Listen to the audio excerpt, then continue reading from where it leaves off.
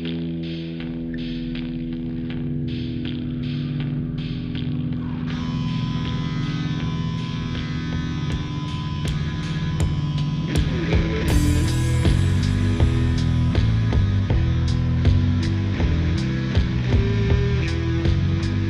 are in the house with the Whitwell Tigers state championship football members, 5 guys from the team from last year. And first of all, appreciate y'all making the trip over the mountain there. Congratulations. Thank you. What? How's it feel? Hudson Petty. We'll give their names first of all. Hudson Petty, who played every position, sold popcorn at halftime. You playing the band too? I'm just kidding. Hudson Petty, who is signed to go to Jacksonville State. We got Warner Ashworth, quarterback, who what is that? College of the Cumberlands? University of the Cumberlands. Thunder Roberts, linebacker, fullback. Jaron Thames, he is defensive back, wide receiver, and Tanner Stewart, wide receiver. So again, congratulations, Thunder. Let's start with you, man. What's it mean to bring that state championship ring? And by the way, they got the rings in here. We appreciate y'all bringing those by too. You can check that out on social media. We'll tell you that in a second. But what's it mean to bring those rings and that state championship gold ball back to the community there in Whitwell? It meant everything to me personally, because just to see how happy the whole community was and just to be able to bring that back to them was an amazing feeling. How about the send-off? I remember seeing that on television. I was like, man, I mean, fire trucks, cops everywhere, people lining the streets. It was pretty impressive. Yeah, it was pretty cool just to have the whole community lined up on the street sending us off and just know that they were going to be there to support us. Mm-hmm. Hudson, why don't you hop in here? You're signed to go to Jacksonville State, and what kind of thoughts during the recruiting process? Who were you considered? Maybe your top 3 or whatever, and then obviously you pulled the trigger on a very successful college football program. Oh yeah, I mean the recruiting process, it was really stressful, toward the end there. But I don't think most fans realize how stressful that is when you see a. It's very stressful, picking where you're going to go stay for the next 4 or 5 years. So it's a life changer. Oh yeah, and I had a couple schools. I had Tennessee Tech and Jacksonville State were my top ones, and Jacksonville State shot me a better offer, with everything, and I just thought that was where I wanted to go because it felt like home to me, and it was a great program, and I just felt like that's where I wanted to be. Talk about just playing multiple positions. I mean, you got to know different assignments, you got to know different things. So, I mean, is that something you kind of prided yourself on to be able to do that, where you're not? And you were good at all positions, so I mean, there's no reason to not play at a bunch of different positions. Oh yeah, I mean, it takes a lot of help from teammates and coaches to get you prepared for what you're going to play and stuff. And going into the game, I don't really know what position I'm going to play during that game. It changes throughout the game plan. But it's a fun feeling. Know that you don't know where you're going to play that game, and just have fun with it.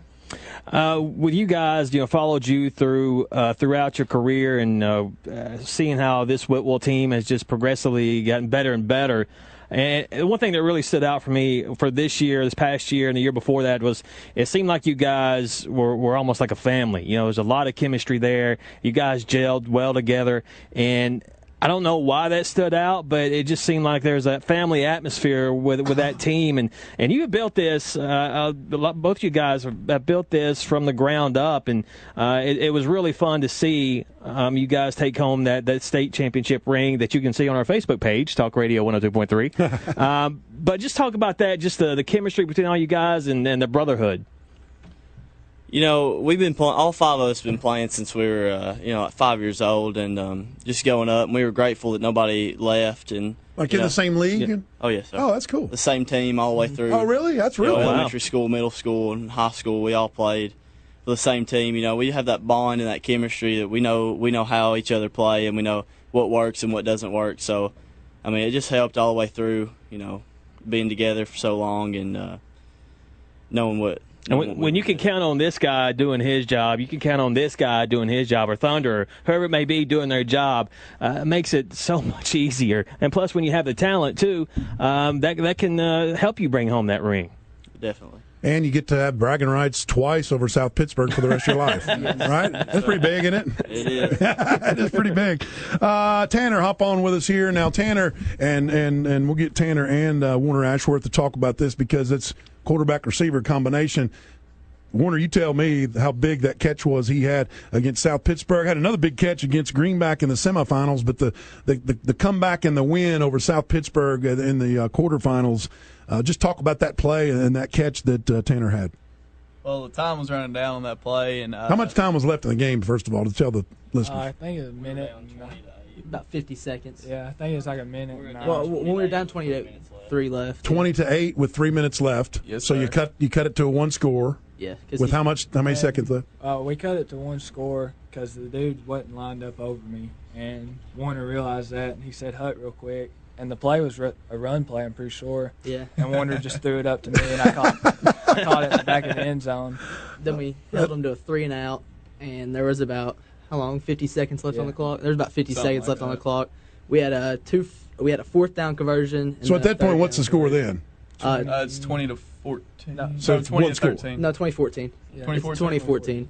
You get hold him to a 3-and-out. We hold him to a 3-and-out, and then we have to come back the next drive. We get the ball back for probably a minute 20 to go, and then had a 4th down conversion, like a 4th and 12 conversion on a wheel route to our running back Josh, and then had another 3rd down conversion, and then the time that they we called the play, and he had to throw the touchdown to Tanner. Game winner. About 45 seconds left. And then your kicker nailed the extra point with all kinds of pressure, right? That was we went for a 2-point conversion, and it came up short, and then we had to go into a double overtime with them. And Hudson, we called the play. I think it was third down, and we called the play, and Hudson ran it, and he got to the outside and hit the pylon. So nice. Boom. Nice. Game over. Tanner, talk about that catch though. Just coming up big. It seemed like you all, and it was a lot of times it was a different person. But that's just y'all had the mentality as a group, whatever it took, I guess. Yeah. Well, when they called the play, that's usually the route I always run, and I usually always score on it when Warner throws it up. And the dude was even with me, and Coach always said, "If you're even, you're leaving." Yep.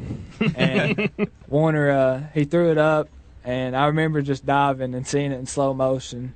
The kid was like at my chest, and I just reached over and grabbed it and held it tight. What kind of feeling is that? Oh, it was amazing getting up and just seeing the crowd go wild and seeing the ref throw his hands up. making me look good. There you go. That's right. Warner, talk about the University of the Cumberlands and what kind of recruiting process was that for you? The recruiting coach came to the school and talked to, I think, all of us actually in December, and me and him got to have a really good relationship over the next month or so, and then I went up there on an official visit. And when I went up there, everybody was real friendly, and it just felt like another home to me. So, and I also got they offered me a scholarship in wrestling and football. Oh, and nice. So I don't Okay. have to let go of wrestling. Nice. College. That's excellent, man. Good for you. Is that Kentucky or is that in Tennessee? Williamsburg, Kentucky. Williamsburg, Kentucky. That's right. Nice, and you're talking about that catch at the end of the game.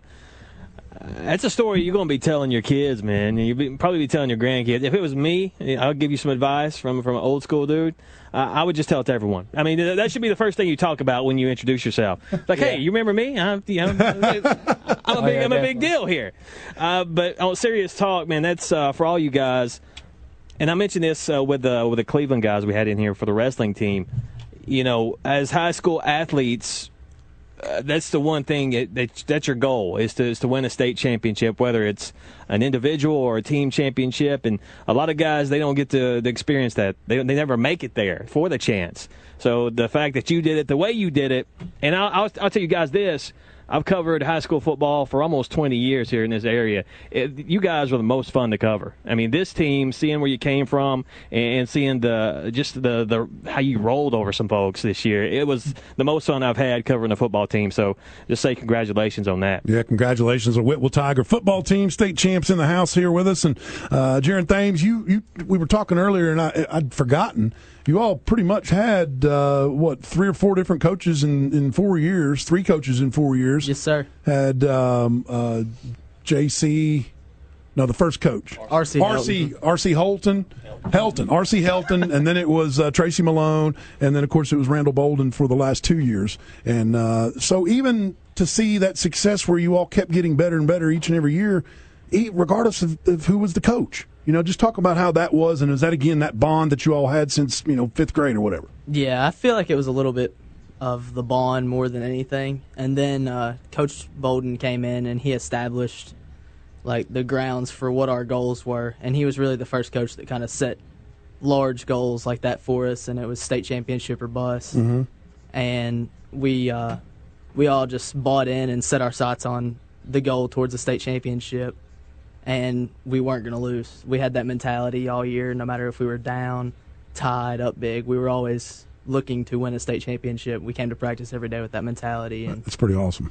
And you knew when the zeros were on the clock, you'd have at least 1 point better than the other team, right? Yes, sir. Talk about the Cornersville game, and then we'll get everybody's thoughts. But you specifically, kind of for the listeners that may not have watched it or seen it or anything, kind of explain what happened, because it was another remarkable game. It's probably the weirdest football game I've ever played. This is the state title game up in Cookeville at Tennessee Tech. It's probably the weirdest football game I've ever played. I'd never played in 20-mile-an-hour winds before. I mean, I've played in different conditions like rain and cold, but it was sort of raining on and off, and then it was very windy like most of the game, and there were different parts. Like it kind of eliminated our game plan to throw the ball all I was going over. to say, Warner, you're the quarterback. I mean, how hard was it to throw in that wind, or was it just impossible? It was pretty well impossible, but on top of that, I went down in the Greenback game with an ankle injury, so I was already playing on a bum leg, basically. Oh, man. So Hudson took over and did very well in that game for me. Well, Hudson, congratulations. I'm sorry. I should have asked you, right? How hard was it to throw? I mean, was it something that Coach talked about, said we're going to have to change here, we're going to have to adjust on the fly?